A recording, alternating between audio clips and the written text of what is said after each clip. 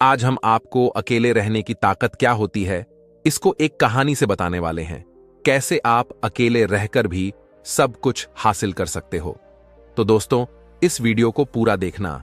मैं दावे के साथ कह सकता हूं कि इस वीडियो को देखने के बाद आप अकेले रहने की ताकत के बारे में जान जाएंगे।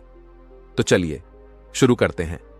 एक छोटे से गांव में एक बुद्ध अपना आश्रम बनाकर रहा करते थे। उनका चलन दूर दूर के गांवों तक था, क्योंकि उनका ज्ञान देने का तरीका दूसरे लोगों से काफी अलग था। शुरुआत में वह अपने शिष्यों को उपदेशों के माध्यम से ज्ञान देते थे। उसके बाद वह अपने शिष्यों को उस ज्ञान का अनुसरण करके अपने व्यावहारिक जीवन में उतारने को कहते थे। दोस्तों, एक बार उस आश्रम में एक राजा अपने बेटे को लेकर पहुंचता है। राजा ने उस बुद्ध से प्रार्थना की और कहा कि आप मेरे बेटे को अपने आश्रम में रहने दें और उसे अपना शिष्य बनाकर अपने तरीके से उसे ज्ञान दें। बुद्ध ने मुस्कुराते हुए कहा कि आज से तुम्हारे बेटे की सारी जिम्मेदारी मेरे कंधों पर है। फिर राजा वहां से चला जाता है।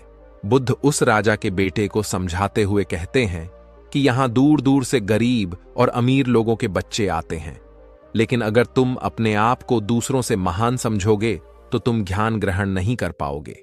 अगर तुम्हें ज्ञान ग्रहण करना है तो तुम्हें दूसरों की तरह अपने आप को साधारण समझना होगा। यही ज्ञान ग्रहण करने की सबसे पहली सीढ़ी होती है। इतना कहने के बाद बुद्ध उस बच्चे को सारे शिष्यों से मिलाते हैं, लेकिन बच्चों ने राजा को जाते हुए देख लिया था। इसीलिए सभी बच्चे समझ गए थे कि यह बच्चा राजा का बेटा है। इसी वजह से आश्रम के सभी बच्चे राजा के बेटे की तरफ आकर्षित हो गए। जब बुद्ध राजा के बेटे को लेकर टहल रहे थे तो राजा का बेटा अचानक फूट फूट कर रो होने लगा, क्योंकि अभी वह सिर्फ 12 वर्ष का था और 12 वर्ष की आयु में उसके पिता उसे अपने से दूर करके चले गए थे। यह सदमा वह बच्चा सहन नहीं कर पा रहा था। वह नहीं समझ पा रहा था कि उसके पिता उसकी भलाई के लिए उसे उस बुद्ध के पास छोड़कर गए हैं। उसे रोते हुए देखकर बुद्ध ने कहा कि बेटा, मैं तुम्हें चुप नहीं कराऊंगा। हो सकता है कि आज मैं तुम्हारे आंसू पोंछ दूं, लेकिन कल तुम फिर अपने आप को अकेला पाओगे। याद रखना, जीवन में इंसान अकेला ही आता है और अकेला ही जाता है। जितनी जल्दी जो इंसान इस बात को समझ लेता है, उतनी जल्दी वह इंसान आत्मज्ञान के रास्ते पर निकल जाता है। बुद्ध ने अपनी बात आगे बढ़ाते हुए कहा कि जो इंसान अकेला रहना सीख लेता है वही खुद से प्यार कर पाता है, और जो खुद से प्यार करना जानता है वह किसी के भी जाने का अफसोस नहीं करता, क्योंकि वह खुद से ही प्यार करता है। फिर बुद्ध उस लड़के से कहते हैं, धीरे धीरे तुम आश्रम के माहौल में ढल जाओगे। शुरुआत में तुम्हें समस्या आ सकती है, लेकिन कुछ दिन बाद तुम्हें यही जगह बहुत अच्छी लगने लगेगी। इतना कहते ही फिर बुद्ध उस शिष्य को अपने साथ लेकर आश्रम में वापस लौट आए। उस शिष्य को भी सांत्वना मिली, क्योंकि बुद्ध की आंखों में एक पूर्व शांति झलक रही थी। उसके बाद शाम होती है तो राजा का बेटा रात्रि का भोजन करने के लिए भोजन कक्ष में पहुंचा है, तो आसपास के सभी शिष्य उसके पास आने लगे। उन सभी को पता था कि यह राजा का बेटा है, और अगर हम इससे दोस्ती कर लेते हैं तो उससे हमारा बहुत फायदा होने वाला है। यही सोचकर आश्रम के ज्यादातर शिष्यों ने उसे घेर लिया था। बस कुछ बच्चे जो अकेले रहने का महत्व समझते थे, जो दिखावे में विश्वास नहीं करते थे, वह उस सम्राट के बेटे के पास जाने की बजाय अपना पूरा ध्यान खाने पर लगा रहे थे और एकांत में बैठकर अपना भोजन कर रहे थे। कुछ दिनों के बाद राजा के बेटे को आश्रम के ज्यादातर बच्चों के साथ दोस्ती हो गई। अब वह आश्रम में उन बच्चों के साथ घूमता और उन्हीं के साथ अपना ज्यादातर समय बिताता। आखिरकार वह राजा का बेटा था, सुख सुविधाओं में पला हुआ था। महल में उसके आसपास बहुत से दास और दासियां होते थे। आश्रम में आसपास अपने मित्रों से घिरे होना, वही दिनचर्या उसने इस आश्रम में भी अपना ली थी।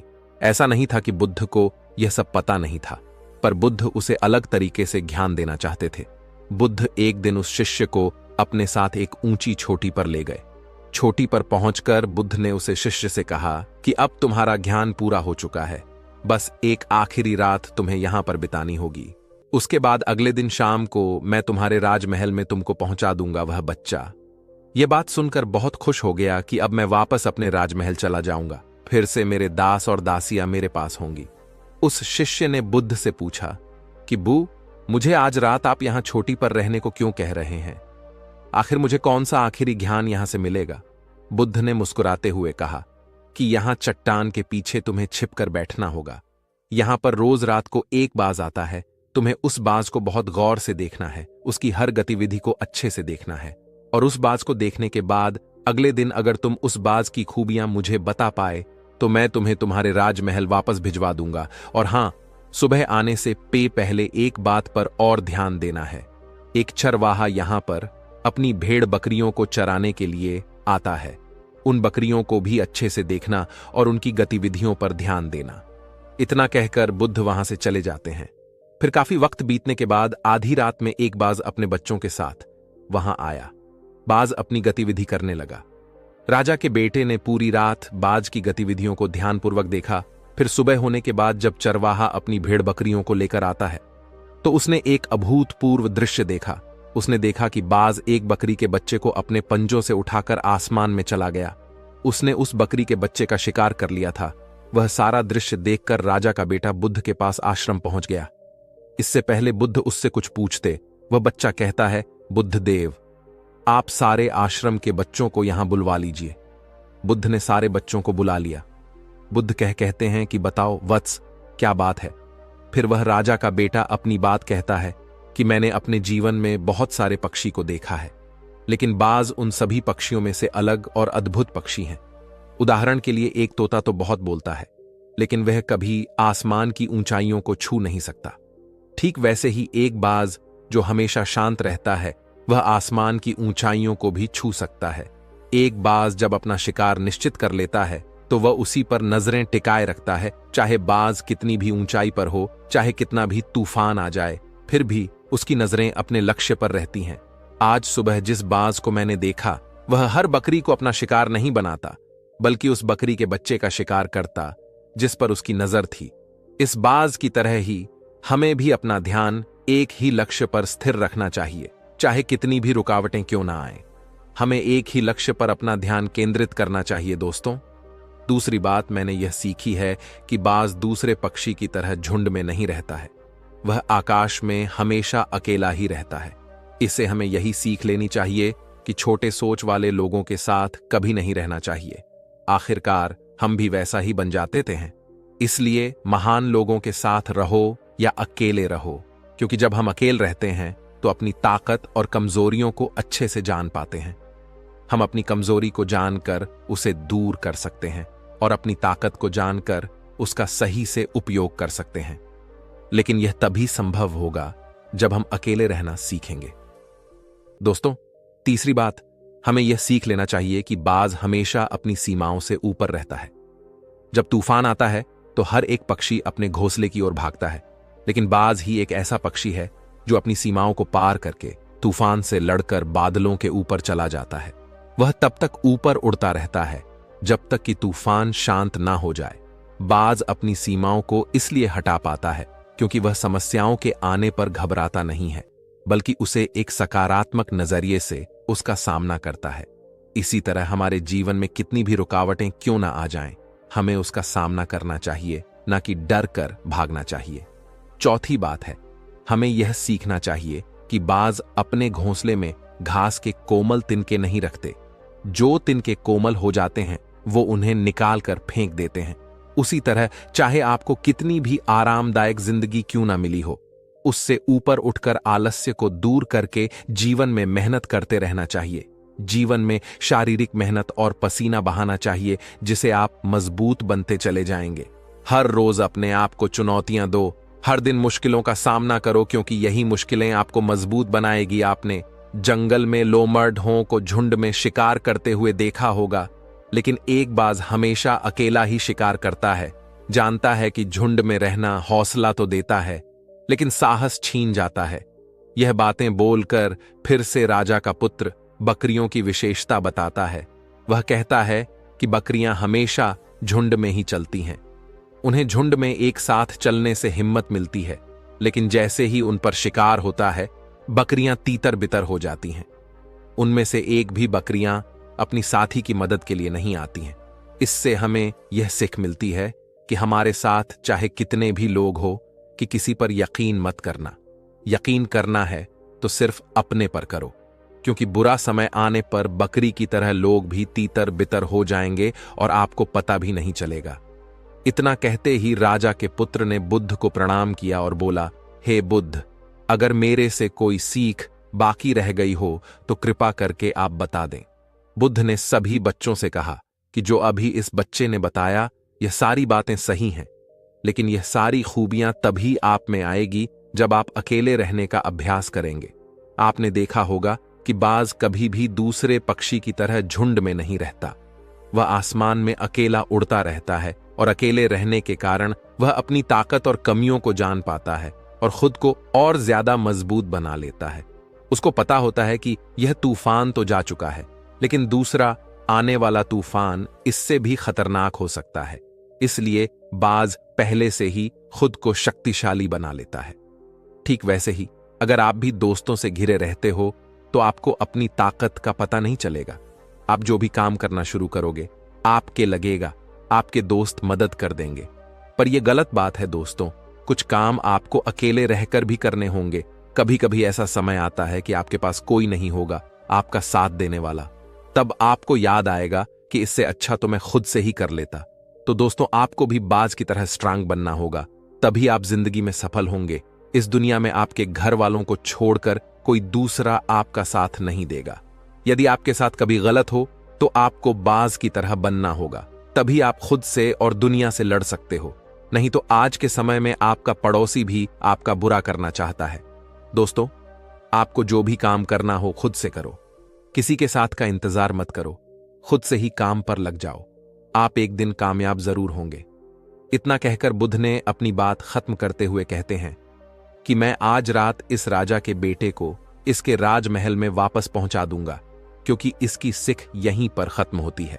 और यह कहकर बुद्ध राजा के बेटे को उसके राजमहल छोड़ आए। अकेलापन एक ऐसा शब्द जिससे सब घबराते हैं। अगर मैं कहूं कि आपको अकेले रहना है तो आप परेशान हो जाएंगे, क्योंकि हमें इसकी आदत नहीं है, ना ही हम ऐसा करना चाहते हैं।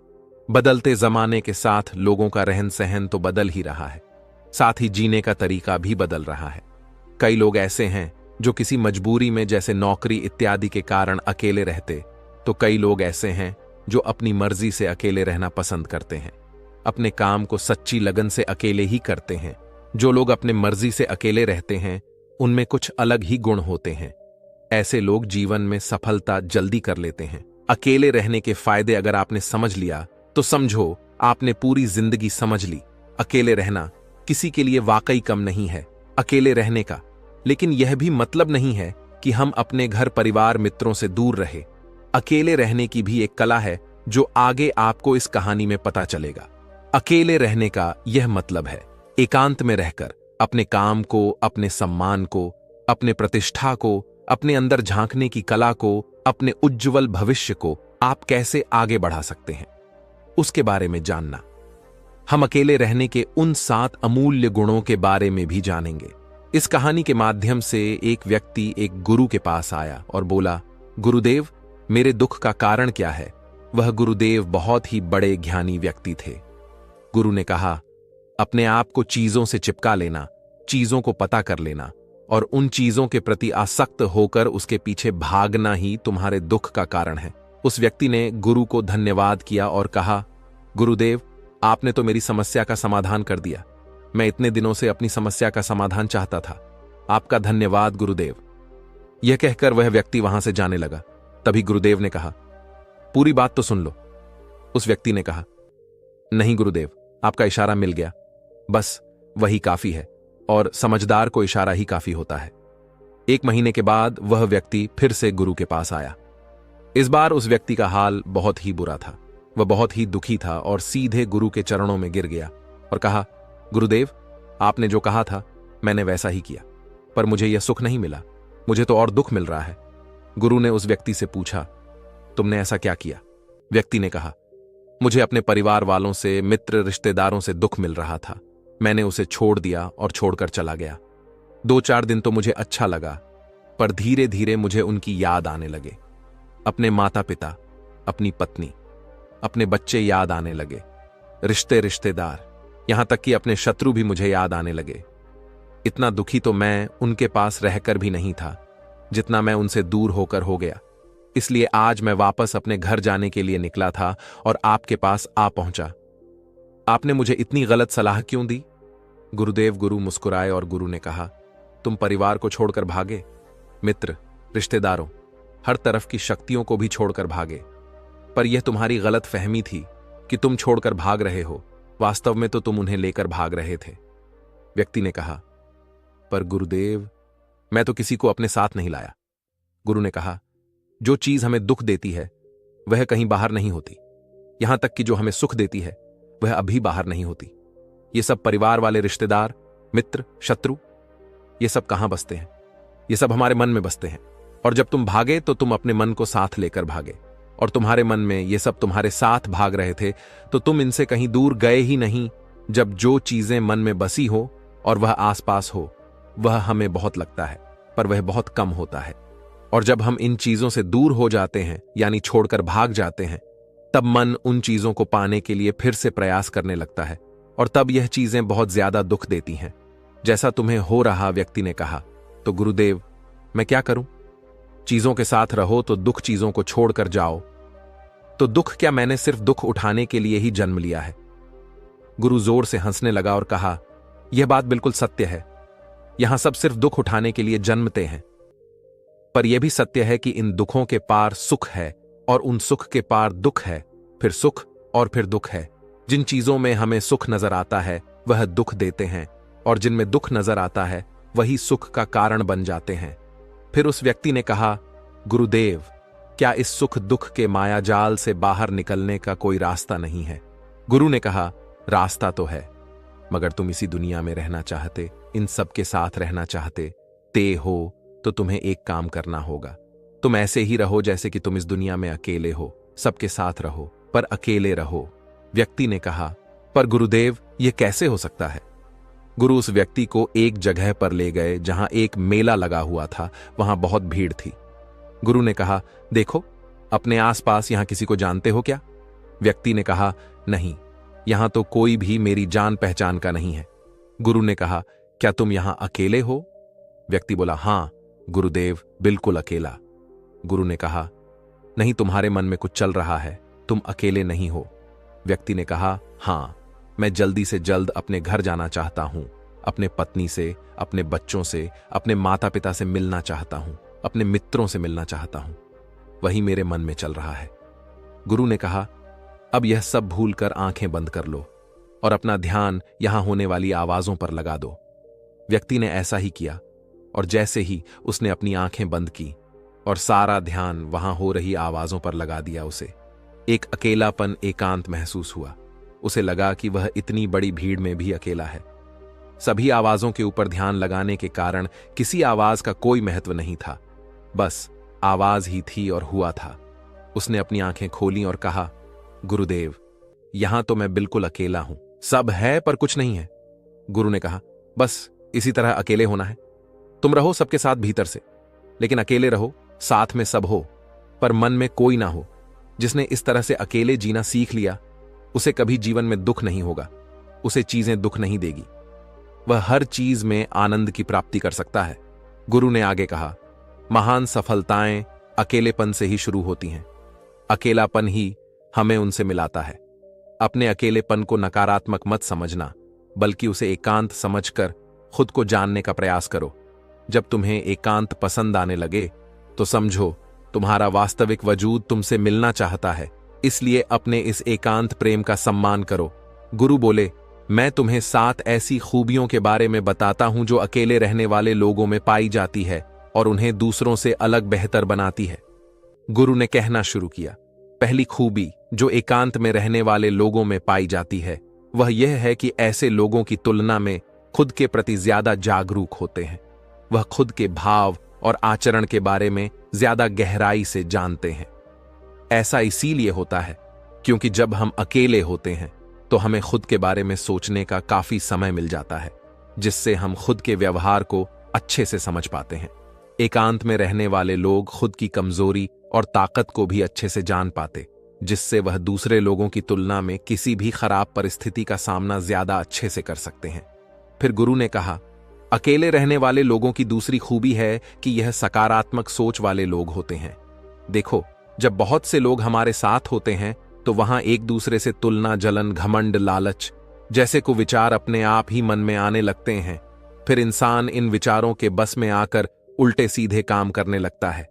हालांकि ऐसा नहीं है कि एकांत में रहने वाले लोगों के मन में यह विचार नहीं आते, लेकिन क्योंकि वह अकेले हैं, इसने दूसरों से तुलना, जलन, घमंड जैसे विचार उनके मन में दूसरों की तुलना में थोड़ा कमाते, साथ ही अकेले रहने की वजह से उन्हें खुद के बारे में सोचने का ज्यादा समय बीता है, जिससे वह अपने नकारात्मक विचारों को पहचान कर उन्हें कम कर सकते हैं, जिसके कारण ऐसे एकांत में रहने वाले लोग ज्यादा सकारात्मक होते हैं। इसलिए अकेले रहने वाले लोगों की तीसरी खासियत यह है कि यह लोग ज्यादा अनुशासित और आत्मनिर्भर होते, क्योंकि अकेले रहने वाले लोगों को अपनी ज्यादातर काम खुद से ही करने पड़ते हैं। इसलिए यह दूसरों की तुलना में ज्यादा आत्मनिर्भर होते हैं। साथ ही ऐसे लोगों को दूसरों का काम भी पसंद नहीं आता। यह अपना काम खुद करने पर ही भरोसा करते हैं।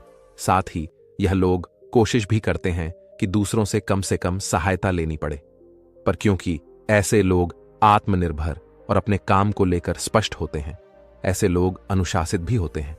यह लोग अपने समय की कद्र करते हैं और दूसरों का भी समय बर्बाद नहीं करते।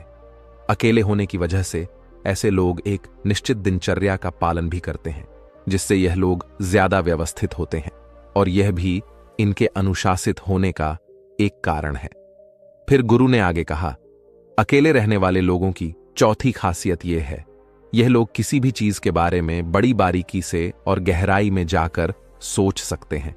अकेले रहने वाले लोगों की यह सबसे बड़ी खासियत होती, इसलिए जितने भी लेखक, कवि और बड़े बड़े कहानियों के रचयिता हैं, उन सभी को एकांत में रहना पसंद था, क्योंकि जब कोई व्यक्ति एकांत में होता है तो अपने अंदर की आवाज सुन पाता है। जितने भी बड़े आविष्कार हुए हैं, उन सब की शुरुआत एकांत में हुई थी, क्योंकि एकांत में रहकर ही किसी भी चीज के बारे में बड़ी बारीकी से सोचा और समझा जा सकता है। गुरु ने कहा, एकांत में रहने वाले लोगों के बारे में खूबी यह है कि इनका व्यक्तित्व सबसे अलग हटकर होता है। वह लोग ज्यादातर दूसरे लोगों के साथ रहते हैं। यह अकेले रह ही नहीं पाते, वह कितनी भी कोशिश कर रहे, लेकिन जाने अनजाने में सही, लेकिन दूसरे के व्यक्तित्व का कुछ हिस्सा उनके अंदर आ ही जाता है। दूसरों की आदतें, दूसरों के विचार उनके अंदर प्रवेश कर ही चाहते हैं, जिससे उनके व्यक्तित्व में वह अनूठापन, वह निरालापन नहीं आता था। उनका व्यक्तित्व कई सारे लोगों के साथ व्यक्तित्व का मिश्रण होता है, पर क्योंकि एकांत में रहने वाले लोग अपना ज्यादातर समय अपने साथ बिताते, इसलिए यह दूसरों की बातें और विचारों से बहुत ही कम प्रभावित होते हैं। इनके अपने जीवन को जीने के खुद बनाए नियम और कायदे होते हैं, जिनका यह पालन करता है, और यह किसी से भी आसानी से प्रभावित नहीं होता।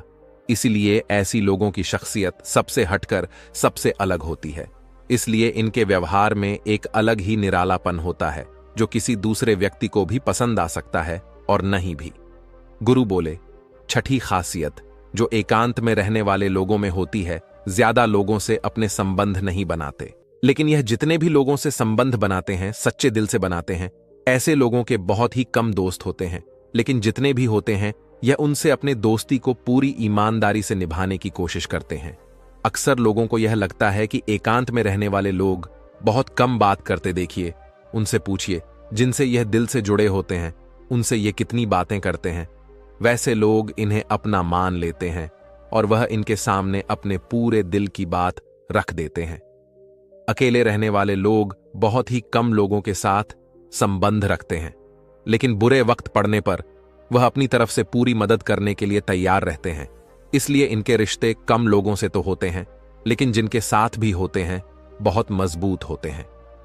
अगली खासियत, अकेले रहने वाले लोग मानसिक तौर पर और भावनात्मक रूप से मजबूत होते हैं, क्योंकि उन्हें पता होता है कि अगर कोई समस्या उनके ऊपर आती है तो उन्हें अकेले ही उन समस्या से निपटना पड़ेगा।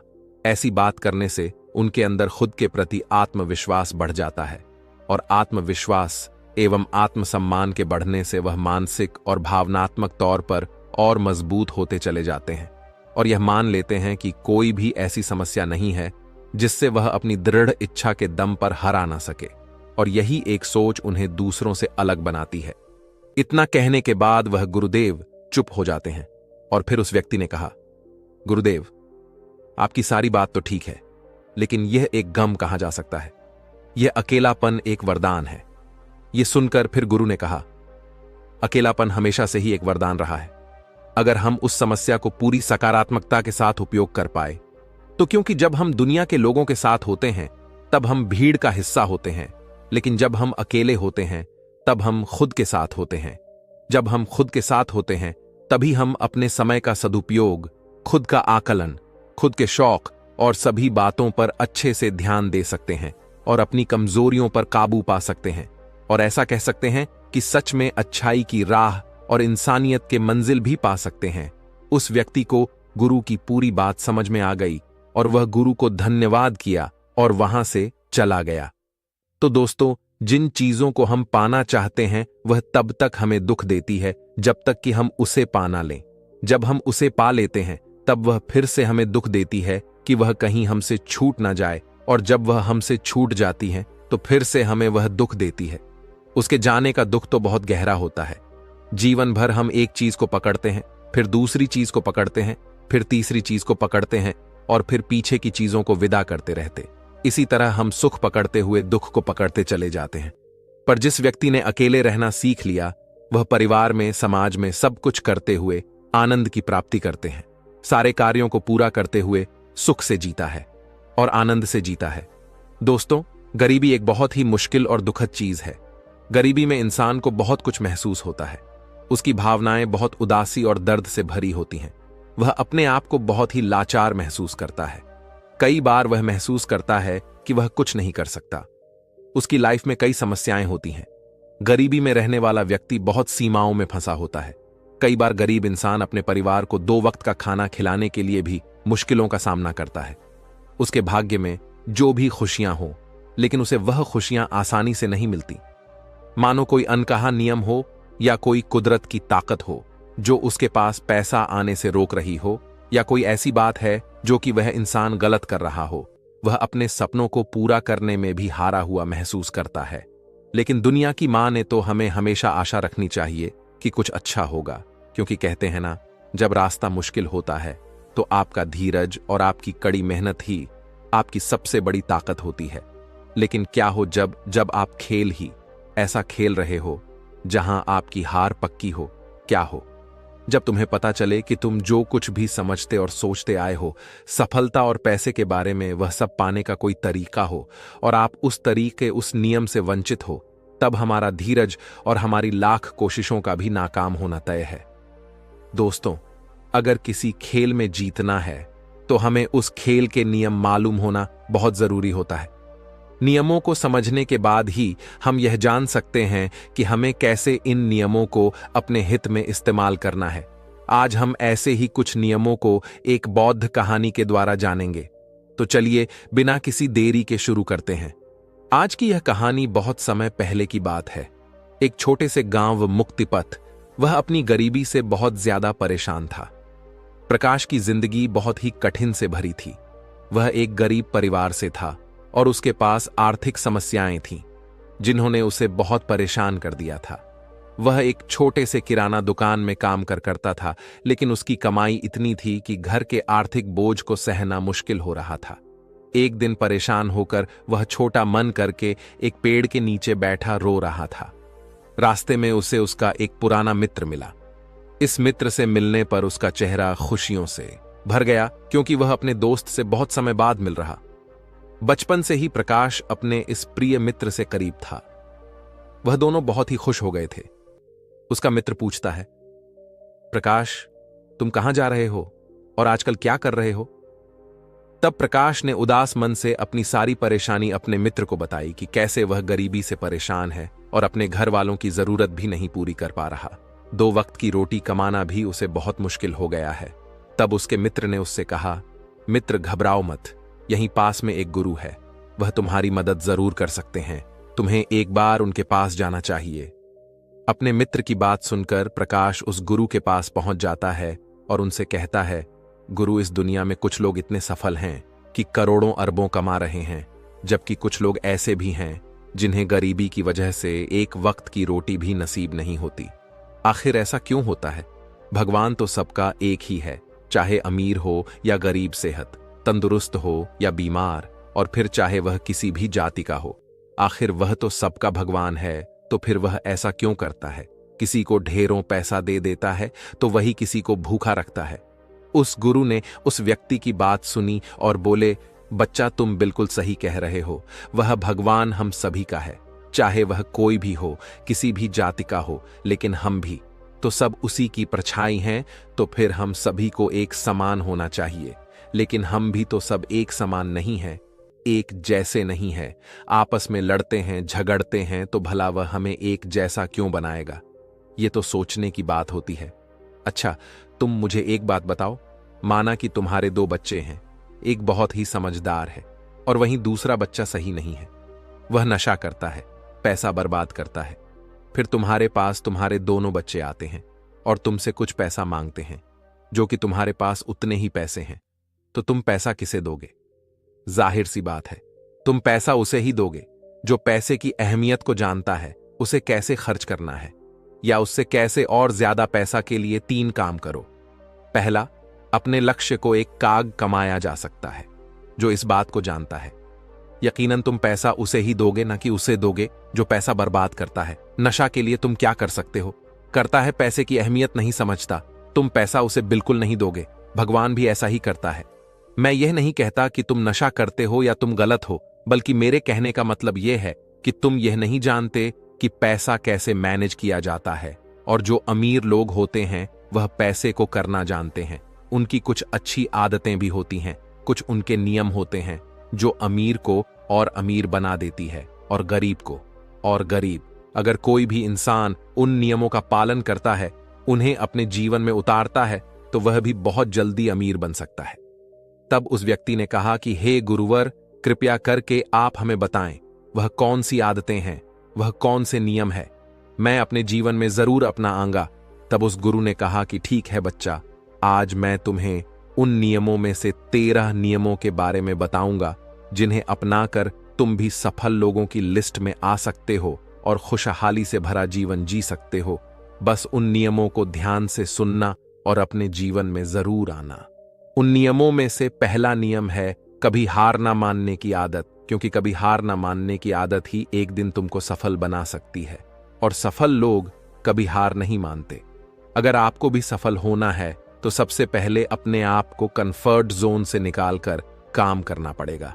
आपके काम में कितनी ही मुश्किल क्यों ना हो, लेकिन आपको हर मुश्किल का सामना करके अपने काम को पूरा करना पड़ेगा। जिनके अंदर अपने सपनों को पाने के लिए जोश और जुनून होता है, वह हर मुश्किलों का सामना कर लेते हैं। इसीलिए सक्सेसफुल का पहला नियम यही कहता है कि आपको कभी हार नहीं मानना है। दूसरा नियम यह है कि दूसरों की बातों को सुनना बंद कर दो।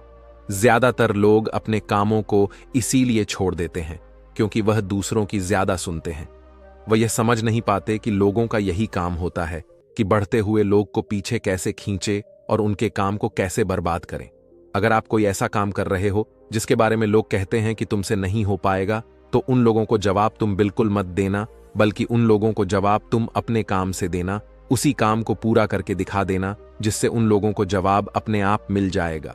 और फिर अगर लोग आपको देखकर या फिर आपके काम को देखकर आपकी कॉपी करने लगे हैं, तुम समझ जाओ कि आप सफल हो रहे हो, क्योंकि लोग सफल लोगों की ही कॉपी करते हैं, असफल लोगों को कोई कॉपी नहीं करता।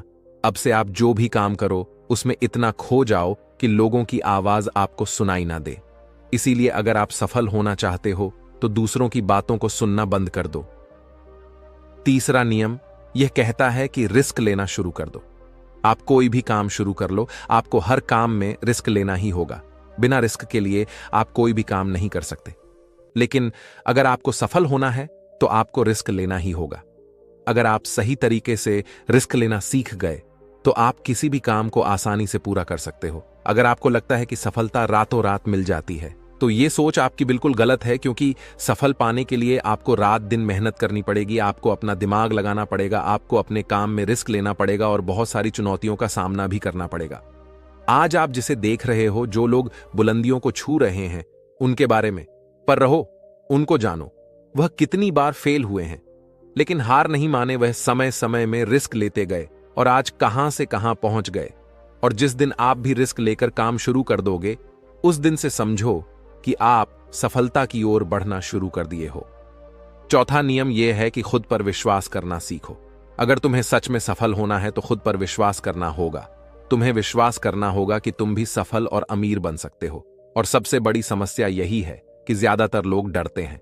इससे उनका आत्मविश्वास खत्म हो जाता है। इंसान को यह 6 प्रकार के डर हमेशा सताते रहते हैं। पहला, गरीबी का डर। दूसरा, बुढ़ापे का डर। तीसरा, बुराई का डर। चौथा, प्यार और सम्मान खो देने का डर। बीमारी का डर। और छठा, मौत का डर। अगर आपको यह डर सताते हैं तो खुद से सकारात्मक बातें करना शुरू कर दो।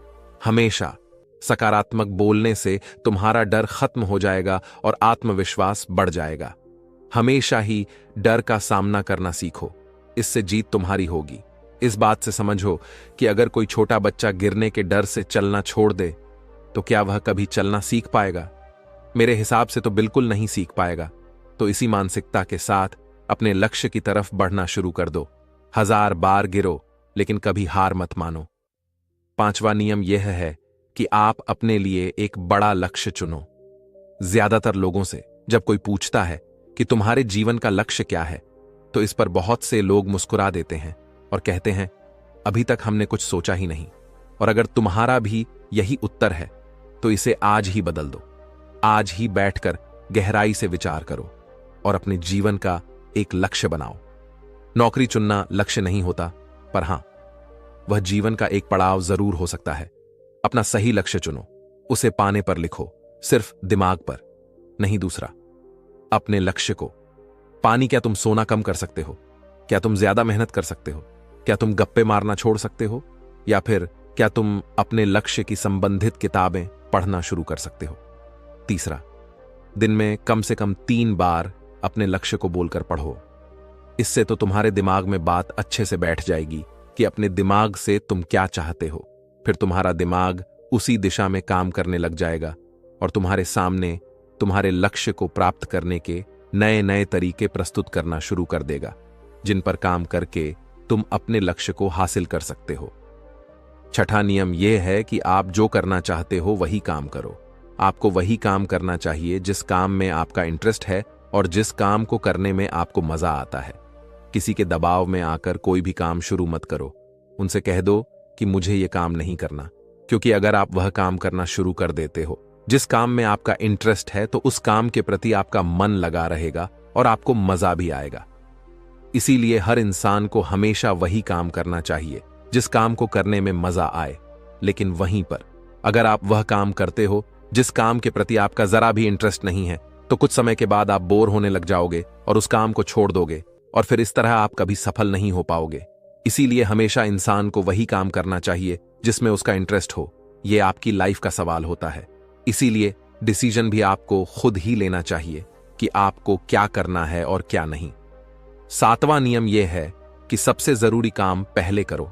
अगर आप अपने सबसे जरूरी काम को पहले खत्म कर देते हो तो बाकी के बचे हुए काम आपके लिए और भी आसान हो जाते हैं। सबसे जरूरी काम को पहले करने से आपका टेंशन खत्म हो जाता है। इसीलिए अपने दिन के सबसे जरूरी काम को सबसे पहले खत्म कर लेना चाहिए। 8वां नियम यह है कि आप अपने काम पर फोकस रखो। अगर आपका किसी काम में फोकस नहीं होता तो आपका काम कभी भी खत्म नहीं होगा।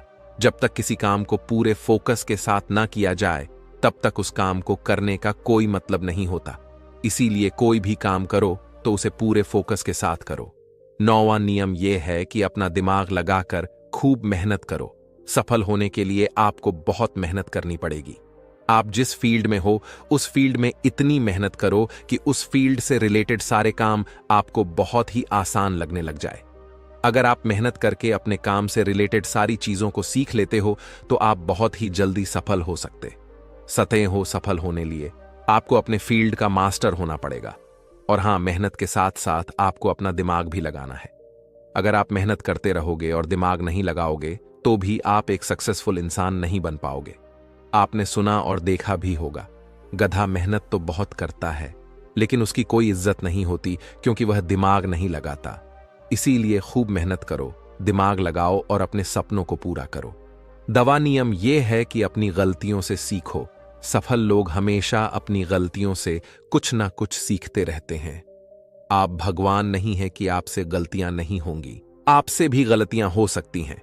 इस दुनिया में हर इंसान से गलतियां होती हैं, इसीलिए गलतियां अगर होती हैं तो उनसे सीखो और गलतियों को सुधार कर आगे बढ़ो। जो इंसान गलतियां करता है वह उन गलतियों से बहुत कुछ सीखता भी है और उन गलतियों को दोबारा करने से बचता भी है। इसीलिए अगर आप कोई काम कर रहे हो और आपसे कोई गलती हो जाए तो निराश मत होना। अरे गलतियां तो वही लोग करते हैं जो कुछ करने का रखते हैं। जो कुछ करने का साहस ही नहीं रखते वह गलतियां कैसे करेंगे? अगर हार के डर से मैदान में नहीं उतरेंगे तो तुम्हें जीत कैसे मिलेगी? इसीलिए मैं यही कहूंगा कि गलतियों से मत घबराओ, बस कुछ करने का साहस रखो। 11वां नियम कि नई स्किल सीखो। वह सारी जरूरी स्किल्स को सीखो जो आपको आपकी जिंदगी में आगे बढ़ने में मदद कर सकती है। अगर आपके पास कोई यूनिक स्किल है तो आप उस स्किल की मदद से खुद को सफल बना सकते हो। आपको अपने फील्ड से रिलेटेड सारी जरूरी स्किल्स को सीखना चाहिए। अगर आपके पास अपने फील्ड से रिलेटेड कोई स्किल्स हैं तो वह आपको जिंदगी में आगे बढ़ाने में मदद कर सकती है। इसीलिए ऐसी स्किल्स को सीखो जो आपके काम आ सकती है। 12वां नियम यह है कि आप अपना लक्ष्य बनाओ सफल होने के लिए। सबसे जरूरी चीज जो है वह है अपने जीवन का लक्ष्य बनाना। अगर आपके जीवन का कोई लक्ष्य नहीं है तो इस जीवन को जीने का कोई फायदा नहीं है।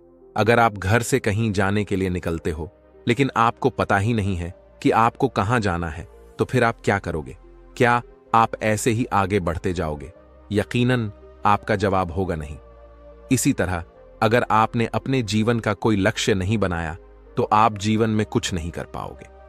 इसीलिए यह बहुत जरूरी है कि आपको अपने जीवन का कोई ना कोई लक्ष्य बनाना चाहिए और उस लक्ष्य को पाने के लिए मेहनत भी करनी चाहिए। इसीलिए अभी के अभी अपना कोई लक्ष्य बनाओ और उसे पूरा करने के लिए प्लान बनाओ और फिर आज और अभी ही काम पर लग जाओ।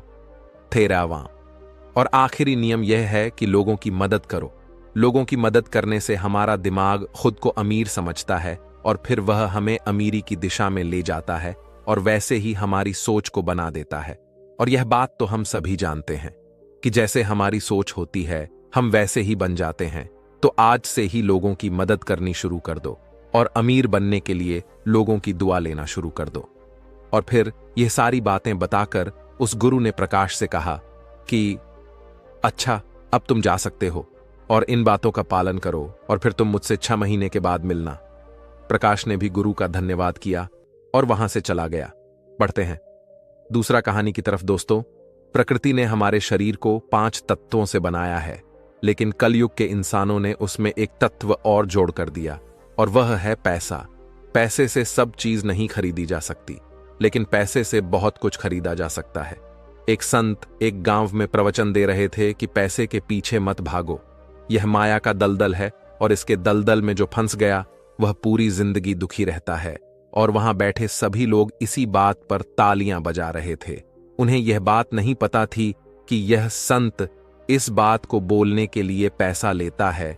यही तो माया का खेल है जो कि इस दुनिया में बहुत कम लोग जान पाते हैं, और जिसने जान लिया उसे इस माया ने बुलंदियों की चोटी पर पहुंचा दिया। दोस्तों, आज के समय में पैसा कमाना इतना मुश्किल नहीं है जितना मुश्किल उस पैसे को संभालना है। इस दुनिया में बहुत लोग ऐसे होते हैं जिनके पास कुछ पैसा क्या आ जाता है, वह लोग घमंडी जाते हैं। वह लोग पैसे के नियम को जानते ही नहीं हैं। आप लोग जानते होंगे कि सरस्वती की तस्वीर हमेशा बैठी हुई रहती है और लक्ष्मी की तस्वीर हमेशा खड़ी हुई अवस्था में। सरस्वती यह कहती है कि मैं जल्दी आऊंगी नहीं, और यदि मैं आ गई तो जाऊंगी नहीं, क्योंकि ध्यान इतनी जल्दी से अर्जित नहीं किया जा सकता। और यदि एक बार हमने ज्ञान अर्जित कर लिया तो वह हमसे कोई छीन नहीं सकता। लेकिन लक्ष्मी का यह नियम होता है कि वह जल्दी आ भी जाती है तो जल्दी चले भी जाती है। यदि किसी इंसान को सही तरीके से रखना नहीं आया तो बहुत जल्दी उस घर से निकल जाती है। आज की इस कहानी के अंदर मैं आप लोगों को 6 ऐसे खर्च बताऊंगा जिसको आपको आज से और अभी से बंद कर देना चाहिए, तो ही आप पैसे के सही नियम को समझ पाएंगे। आप कितना कमाते हो यह जरूरी नहीं, जितना भी कमाते हो उसमें से आप अपना खर्चा इन 6 जगहों पर काम कर दो। धीरे धीरे आपके घर में पैसा रुकना शुरू हो जाएगा। खुद को लगेगा कि सच में हमारे घर में पैसा रुकना शुरू हो गया है, और अमीर बनने का सबसे सबसे पहला रास्ता यही होता है कि अपने खर्च को कम कर दो और ज्यादा पैसे कमाने का तरीका ढूंढो। तो चलिए जानते हैं इस कहानी के माध्यम से कि वो कौन से 6 ऐसी जगह हैं जहां हमें पैसा नहीं खर्च करना चाहिए। तो आइए कहानी शुरू करते हैं। कहानी अच्छी लगे तो कमेंट बॉक्स में नमो बुद्धा लिखकर वीडियो लाइक करना ना भूलें। एक बार की बात है, एक गांव में 2 औरत रहती थीं। एक के पास एक भैंस थी तो दूसरी के पास एक बकरी थी। जिसके पास भैंस थी वह औरत किसी भी चीज को संभाल के रखना नहीं जानती थी। उसकी भैंस दूध तो बहुत देती थी, लेकिन उसने दूध की कीमत कभी समझी ही नहीं।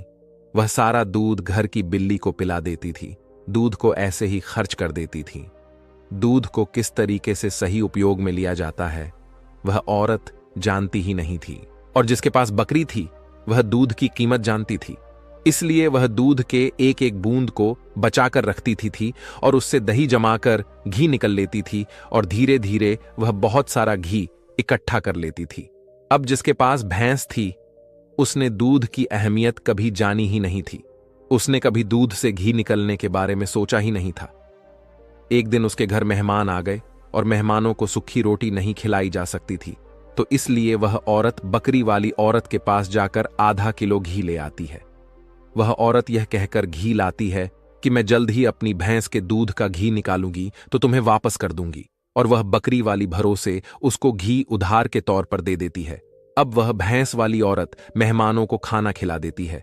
उसके बाद बहुत दिन निकल जाते हैं, लेकिन वह घी वापस नहीं करती। अब बकरी वाली औरत भैंस वाली औरत के पास जाती है और कहती है कि मैं तुम्हें एक बार घी दिया था तो मैं वह घी वापस लेने आई हूं। यह सुनकर वह औरत कहती है, कौन सा घी? तू भला मुझे घी कैसे दे सकती है? मेरे पास तो भैंस है और तेरे पास तो बकरी है, और मैं भला तुझसे उधार क्यों मांगूंगी? मेरे पास तो इतनी अच्छी भैंस है और उसका तो बहुत सारा दूध होता है, मैं तो खुद उससे दूध निकल लूंगी, मैं भला तुझसे क्यों लूंगी? यह कहकर वह घी देने से मना कर देती है। इतना सुनकर बकरी वाली औरत वापस आ जाती है, क्योंकि उसको पता था कि कोई भी उसकी बात पर विश्वास नहीं करेगा, क्योंकि उसके पास तो भैंस है। लेकिन फिर भी उसने कई लोगों से बोला, पर उसका किसी ने विश्वास नहीं किया।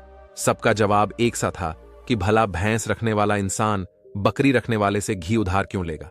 एक दिन उस गांव में एक गुरु आए तो बकरी वाली औरत उन गुरु जी के पास गई और सब कुछ बता दिया।